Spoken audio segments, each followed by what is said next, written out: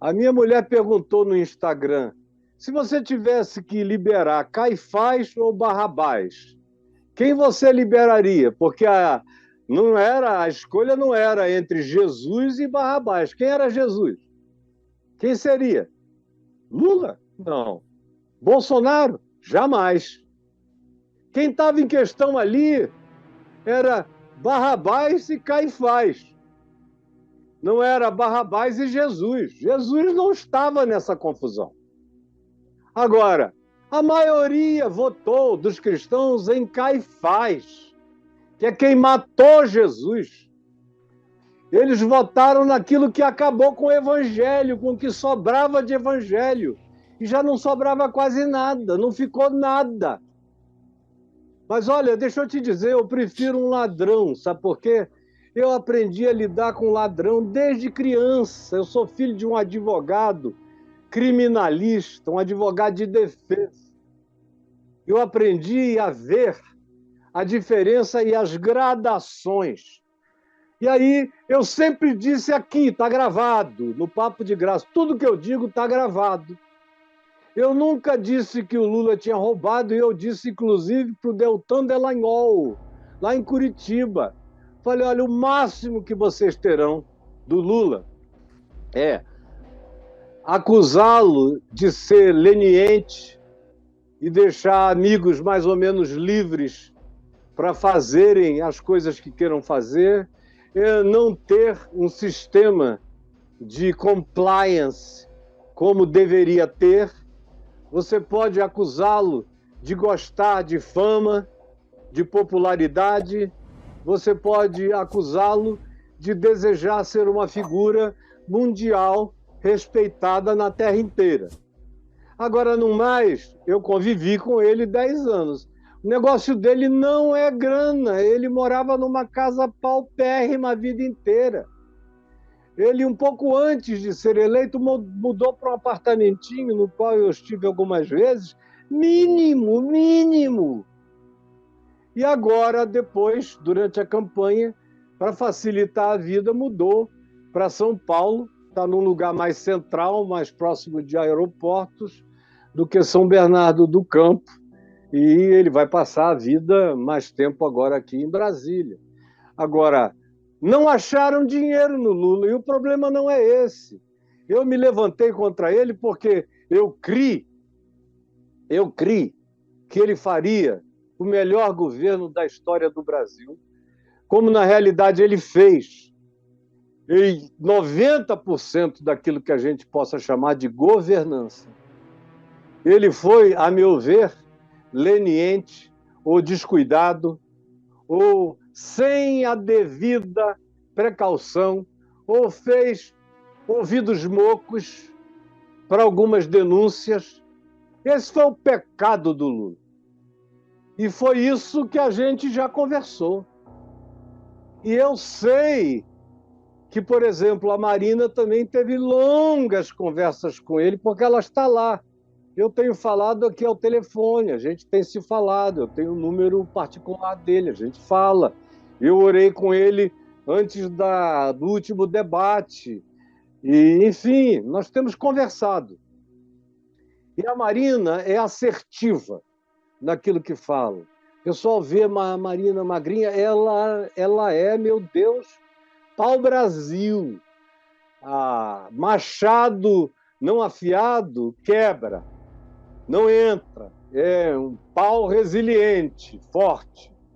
Ela falou tudo, e quando ela disse sim, é porque ela teve os compromissos de que seria de outro modo. Ele está mais do que vigilante. Deixa eu te dizer uma coisa.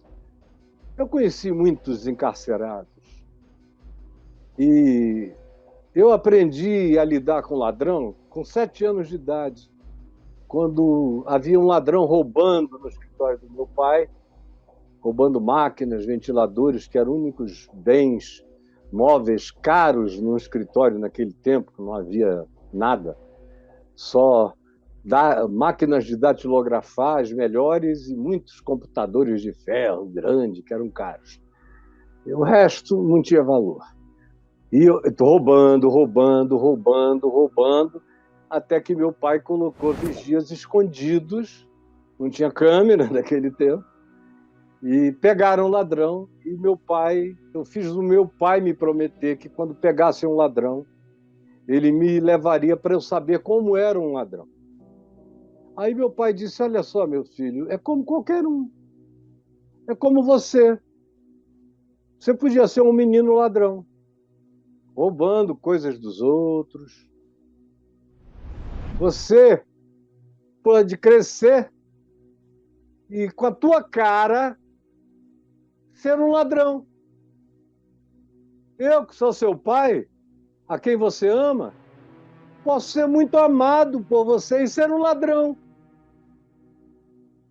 Seus tios, que são pessoas maravilhosas, mas dentro de cada um deles ou de algum deles poderia haver um ladrão assentado à nossa mesa. Então não tem diferença, não está escrito na testa. Quando chegou essa hora dele ir para lá, porque ligaram dizendo: pegamos, está aqui, eu falei: então eu vou me vestir na hora, vamos, pai. Aí ele pensou, falou: talvez seja melhor você não ir.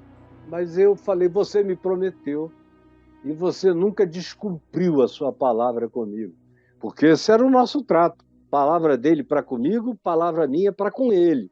Coisa de homem, desde criança. E aí ele me levou. Mas lá na hora de subir, ele parece que pensou um pouco melhor e falou: não, meu filho, fica aqui, é melhor você não ir. Eu disse: não, pai, você tem palavra, não é? Aí ele olhou e falou: é claro, meu filho. Aí subiu. Quando voltou de lá, ele veio assim, ó, lívido, lívido. Falei: meu Deus, porque eu nunca vi meu pai assim. Eu falei: pai, eu quero isso para ver o ladrão. Ele falou: não, esse ladrão você não vai ver. Eu falei: pai, eu preciso ver um ladrão. E ele disse: esse não. E eu falei: por que então, pai? Ele falou: porque ele é uma pessoa muito próxima. E eu não quero que ele passe a vida envergonhado com você. Porque você o ama. E ele te ama. E eu sei que o seu coração está preparado por mim para lidar com a condição humana. E roubar é uma condição humana. Não é desumano, é humano. Pode acontecer. E eu tenho te treinado para isso. Agora, ele não está treinado para ser visto por você como um ladrão. Aí eu chorei, insisti. Pai, você prometeu, você sabe que eu, seja quem seja, eu não vou mudar. Aí ele falou: você vai vê-lo, mas ele não vai te ver. E nós subimos e tinha uma fresta na porta.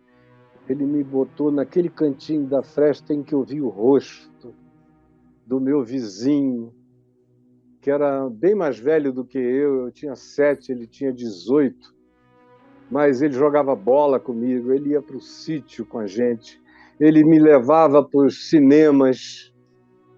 Eu gostava de ir ao cinema todo sábado, nas matinês, via o mesmo filme 20 vezes, porque não mudava, mas eu ia para rir nas mesmas horas, como toda boa criança.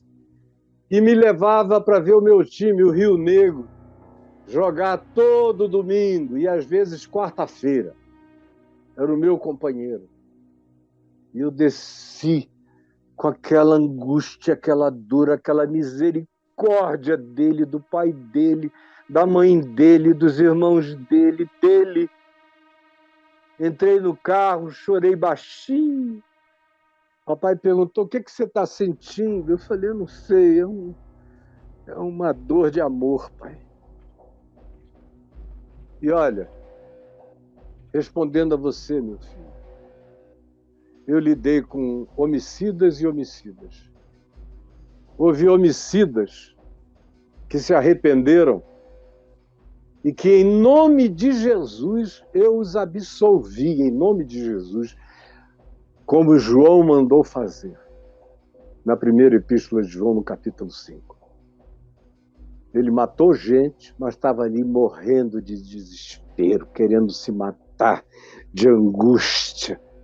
E não era remorso, era angústia desesperadora.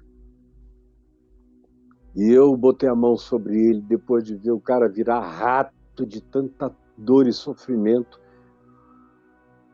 e falei: eu te perdoo em nome de Jesus, que perdoou alguém que era malfeitor, de todo tipo de malfeito, e disse a ele que estava arrependido: hoje mesmo tu estarás comigo no paraíso. Levanta daqui e que sejam e estão já perdoados e limpos e pagos todos os teus pecados. Até hoje esse homem está andando nas nuvens. Agora já tem alguns anos que eu não o vejo, mas a última vez que eu o encontrei, eu estava pregando, e ele com aqueles olhos. Tem uns 20 anos a última vez que eu vi, num grande auditório no Rio, ele lavado de lágrimas. E essa ocorrência foi no início da década de 90. E convivendo em Bangu 1 toda terça e toda quinta, durante 3 anos, com todo tipo de bandidos, eu aprendi as gradações. Havia criminosos ali que, quando o governador ou o secretário de segurança, que era o Arthur Lavigne, pai da Paula Lavigne, que é meu primo de 3º grau, e a Paula, minha prima de 4º grau, inclusive semana passada nós conversamos, quando o Arthur me perguntava: Caio, tem algum preso de lá que você recomende a transferência para um presídio mais suave, mais aberto, mais humano? E eu dizia: tem. E teve uma vez que eu recomendei 12 para saírem de Bangu e irem para lá. E ele falou: e esses outros aqui? Eu falei: olha, não pode liberar nenhum desses. Porque tem gente aí que, se sair no mesmo dia, mata, no mesmo dia rouba, no mesmo dia latrocina. Então, não. Desculpa, meu filho. Nem o Lula é ladrão. Se você quiser botar uma pecha, diga: foi conivente, foi leniente, fez vista grossa, fez corpo mole. Mas eu creio, como um visitante de prisão, que quando um cara entra numa prisão e fica ali 2 anos olhando para o telhado, para o teto, pensando, lendo, ou o coração dele se enche de ódio e amargura para sempre. E é fácil ver quando isso acontece, para mim, pelo menos, é tão claro quanto a luz do sol. E é fácil ver quando o cara volta com o coração mudado, arrependido, querendo fazer um monte de coisas diferentes, com uma quantidade enorme de novos critérios para serem adotados, para que ele nunca mais tropece naquilo. E é o caso dele. Ele disse: eu me sentia um morto em vida. Disse na Avenida Paulista: e hoje eu estou aqui como alguém que foi ressuscitado de entre os mortos. E eu não posso perder essa oportunidade de fazer o melhor. E quando ele diz o melhor, ele não está falando de governança. Governança, ninguém nega que ele foi o melhor presidente que o país já teve, provavelmente. Foi o tempo de maior prosperidade. Agora, ele está certamente aludindo aos padrões, aos protocolos, aos estabelecimentos de referências de compliance, a um monte de outras coisas. Ele aprendeu, e aprendeu muito. Ele é um cara muito inteligente, diferentemente do Bozo, que não aprende nem na boca do inferno. O cara introjeta uma lição e carrega na mesma perspectiva o tempo todo. Agora, você, para mim, fez a pior de todas as declarações. Um cara que diz que prefere um ditador do que um ladrão, sendo que o Lula não é um ladrão. E ele não tem como ser enquadrado como ladrão juridicamente. Quem me falou isso foi o Deltan Delagnol, no dia que me chamou para ir lá visitar a Lava Jato. No final de um dia inteiro, em muitas conversas, eu ia entrando no meu Uber, eu voltei, virei para ele e falei, escuta, eu não te perguntei isso.